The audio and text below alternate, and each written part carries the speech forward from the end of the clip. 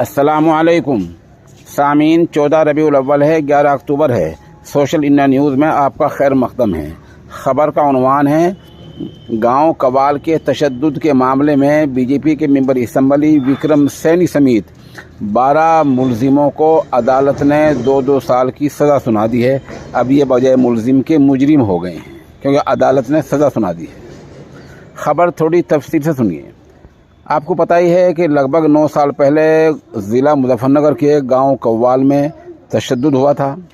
उत्तर प्रदेश के मुजफ्फरनगर के गांव कव्वाल तशद्दुद के मामले में अदालत ने खतौली के बीजेपी के मेंबर असम्बली विक्रम सैनी समेत 12 मुलजिमों को कसूरवार मानते हुए 2 साल की सज़ा सुना दी है।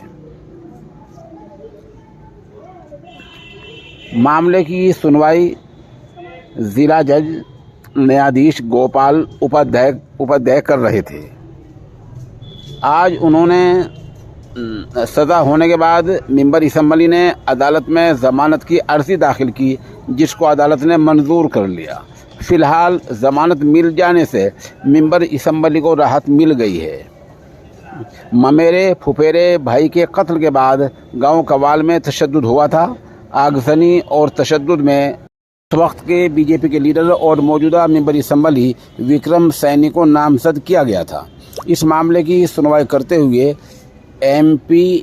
MLA अदालत ने खतौली से मेंबर असम्बली विक्रम सैनी समेत 12 मुलजिमों को 2-2 साल की सज़ा और 10-10 हज़ार रुपये का जुर्माना सुनाया है।